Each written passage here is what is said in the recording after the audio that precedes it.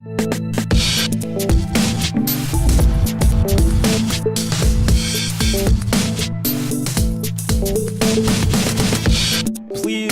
welcome to the stage, Erin McKean.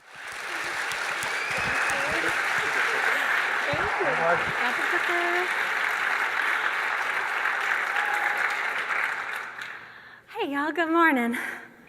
So, I am the female founder of a VC-backed Silicon Valley tech startup that has nothing to do with fashion.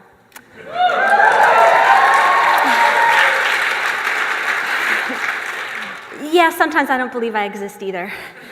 And because I'm a little bit of an outlier, people often ask me, well, how did you do it? How did this happen? And so I'm like, okay, this is what you do.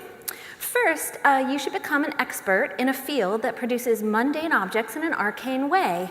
That nobody really understands, but that most people have a deep and inexplicable residual goodwill around. And then you get invited to talk about your crazy idea about how to make this arcane, mundane thing differently at a conference that you didn't even really know existed until you were signed up to speak at it. And then, this rhymes with Fred. And then you should try and use the word synecdochically in the talk. That goes over really well.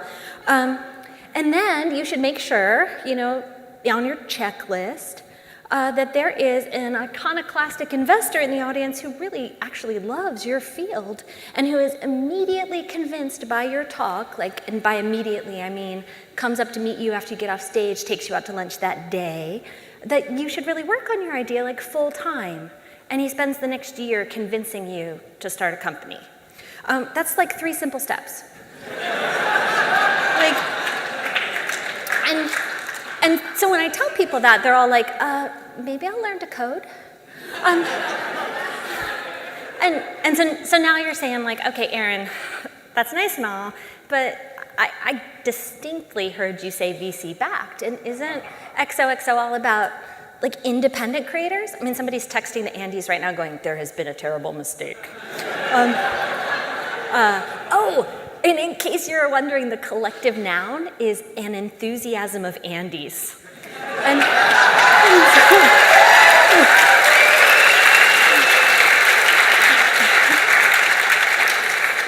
So the iconoclastic investor is Roger McNamee, and he is a really wonderful human being. And I have a pro tip, if you're considering working with somebody, and they're like, I want you to meet my spouse. Make sure they're as awesome as Anne McNamee, because that's a really great sign if they've already picked somebody awesome to be in their life. Anyway, so before the Andes can come and fix it, get me off stage, I want to talk about 6.5 things that I have learned the hard way. And the first thing is actually independence is a myth. It's something that we valorize and that we talk about, but every maker is dependent on somebody. In the vacuum of space, no one can help you make. And and the important thing is that you might be depending on your investors or your Kickstarter backers or your day job or Patreon or your spouse or your subscribers or your 1,000 true fans or your mom, but unless you're independently wealthy and incredibly reclusive, you're depending on somebody. And it might be for money, it might be for emotional support, it might be for obsequious fawning, it might be for pressure, external deadlines so that you actually feel like you gotta get stuff done, but you're depending on somebody for something. And you should really know and understand what you're hoping to get from the people that you're depending on. You should really think about it. And when I first started Wordnik, I knew a lot of things, but those things were mostly about dictionaries. And I knew that this was what I wanted to do. I wanted to have every word.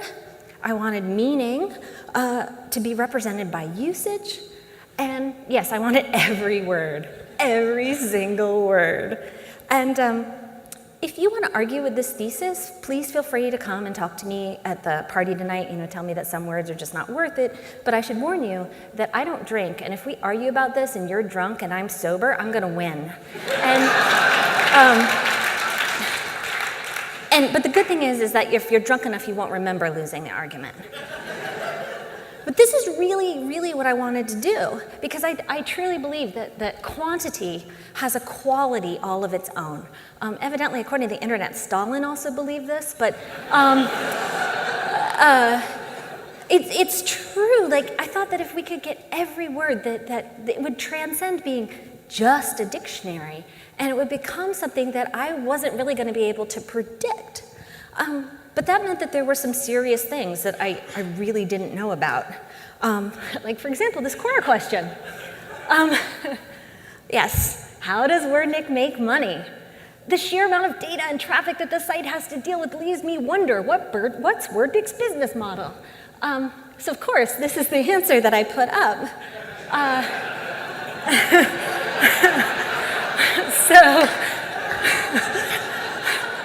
This is my most ever upvoted Quora answer, by the way. I hope you can see the very, very cheery "hope this helps" down here at the bottom. Another thing I learned yesterday is that Bandcamp's graphic design team is way better than me. And of course, the first couple people to upvote it were actual Wordnik employees at the time, so I was like, yeah, they've got faith. And yeah, so there were tons and tons of things I didn't know. And I didn't understand, like, at the beginning, I knew that having a giant map, essentially, of the English language would be useful, but I couldn't imagine what the use cases could be. So, like, I didn't think there would be 1,000 Twitter bots, thanks, Darius. I mean, there's well over, I haven't even looked at the latest number, well over 10,000 people signed up for the Wordnik API. We've served well over 1.5 billion API calls. People are doing all sorts of fun things with it that I could have never imagined. And then, like, this is what we made ourselves. This is the Reverb, the company's now called Reverb, because we were going to people and said, hey, we could do all this cool stuff. And they said, yeah, and you're a giant dictionary. So we rebranded to Reverb. Note the verb is still in there. But yeah, so we were able, with this giant map of the English language, to build a word graph that really helps people find the cool stuff that they want to read about, that's based on their actual interests and not on their demographics. Right? I'm a middle-aged mom. If I relied on demographics for giving me content, I would learn way more about Clorox wipes than I really want to know. But this is my actual screen. Like, I like haiku and Node and roller disco and sewing and XOXO. And, so we built this thing, and I have to try not to sound so, incredulous when I describe how it works. But the thing is I am so happy that this thing that I knew was theoretically possible turned out to be practically awesome. Like, people spend, 5 to 8 times longer in our iOS apps than they do in competing apps, because we're giving them what they want. People click through to the stuff that we suggest to them, like 2 orders of magnitude higher than they do from competing people, because we're giving people stuff that is not about celebrity boob job disasters. And so it's really interesting stuff. And so when I was thinking about who I was going to depend on, I thought, there's this writer, Andrew Boyd, and he talks about when you fall in love with someone, nobody's perfect. So you have to be able to look at that person and say, this is the problem I want to have. This is the problem I want to have. And so if the problem with investors is that they will push you to get big, I was like, well, duh, I want to make a map of English that is at the scale of 1 to 1. Somebody pushing me to get bigger is probably a good thing.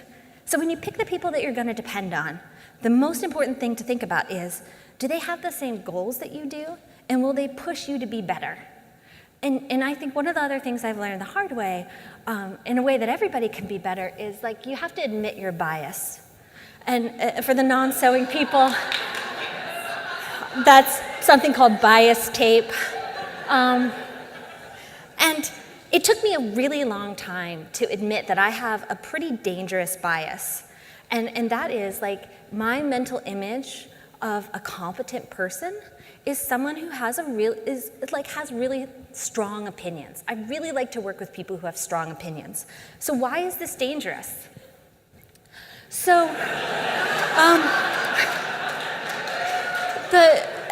it took me a long time that I associated loud and kind of aggressive with competent, and that is not the case. A really significant percentage of the time, there's a lot of overlap there. And admitting this bias about myself gave me actually a lot of empathy for other people's bias, because it can be really hard to struggle against your own worldview about what feels right? What makes you feel comfortable is not always the right thing. And sometimes your pattern recognition is way off. And it's a hard thing to do. It's a hard thing to think about your own bias and to consciously think, this person makes me feel about them in a certain way. Is that actually true? Let me look at the data. And just because it's hard, though, does not mean it's not worth doing. You really have to do it. And another thing that's hard, growing up is hard. Like when you first start something, it's kind of like having a kid. This is my son, Henry. And, when you have a little kid, you're like, I control your universe. Everything that happens to you, I have, explicit control over. But as they get older, of course, as they get bigger, you have to let go more and more. You have to be okay with them having their own lives and being more independent. And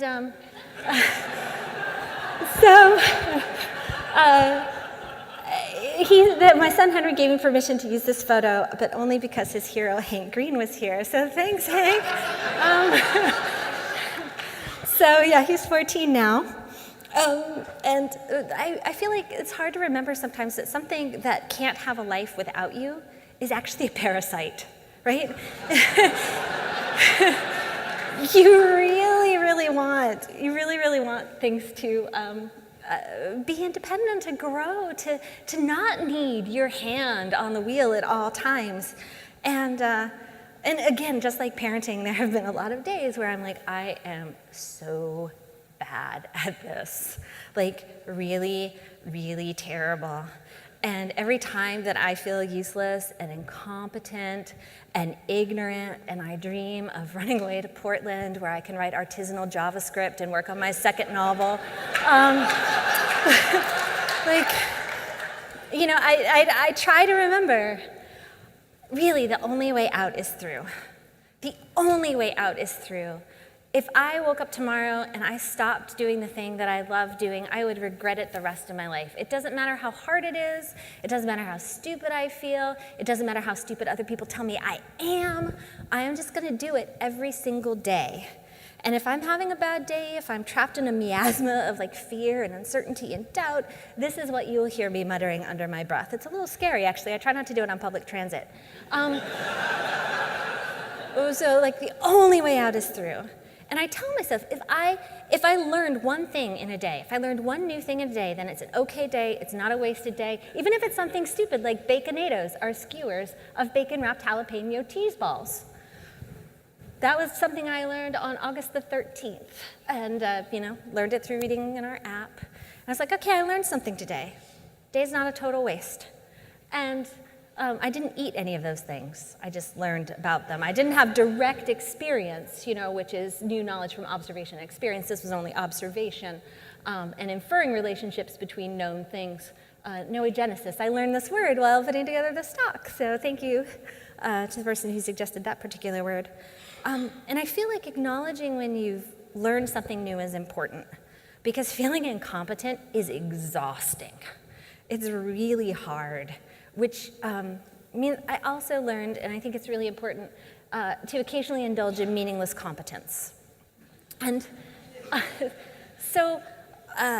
you've got to find something that you like to do and where you can say, damn, I got this, I'm good. And by meaningless, I don't mean that it shouldn't be meaningless to you, like Sudoku, but there's no words involved in Sudoku. What is the actual point?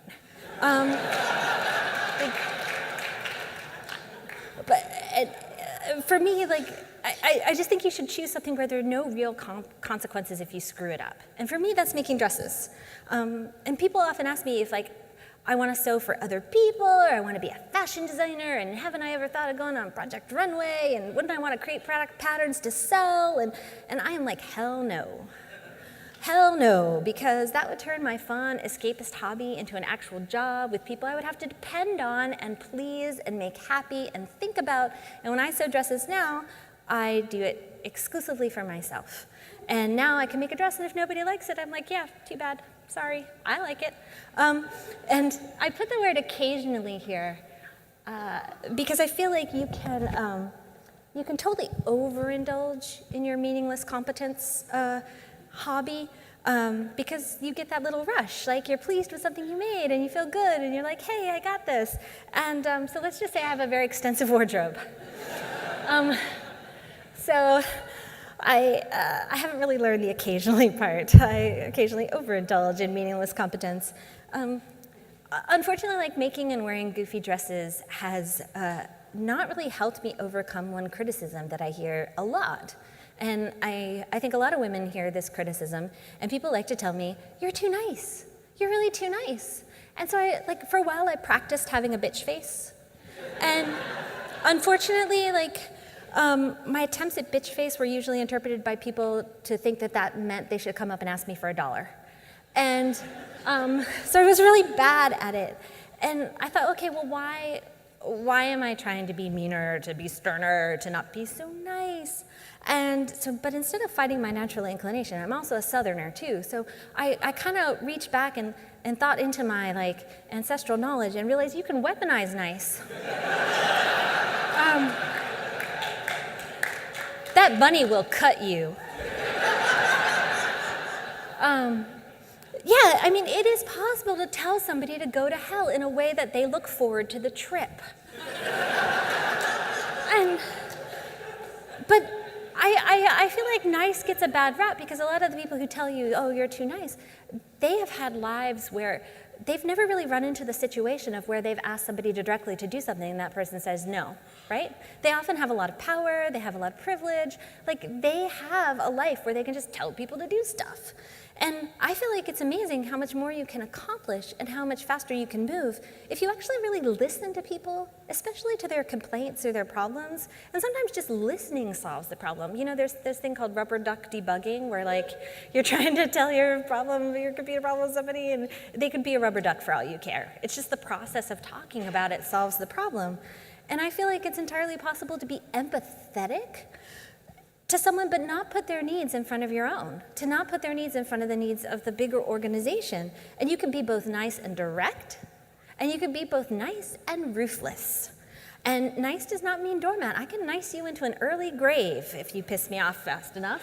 And I feel like being nice can also make you be a little bit underestimated by people who don't think you're serious, and then they don't see it coming, right? So that's kind of that's also kind of a little bit of an advantage. So speaking of underestimation, the thing that I've kind of half learned, you know, the 6.5 things I've learned, time is a flat circle. Actually, I have no idea what time is. Despite my best efforts and a gazillion different trackers and to-do list apps, I still have no idea how long things will take. The closest I've gotten to estimation is I think it takes 4 hours to make a dress, plus or minus 4 hours. And I still tell people, oh yeah, it takes me 4 hours to make a dress. And so the worst thing is that the worst thing is when people ask me when I'm going to get better at estimating how long things will take. I just told you. So on that note, I think time's up. So thank you so much for your very kind attention. I look forward to talking to y'all more this last day.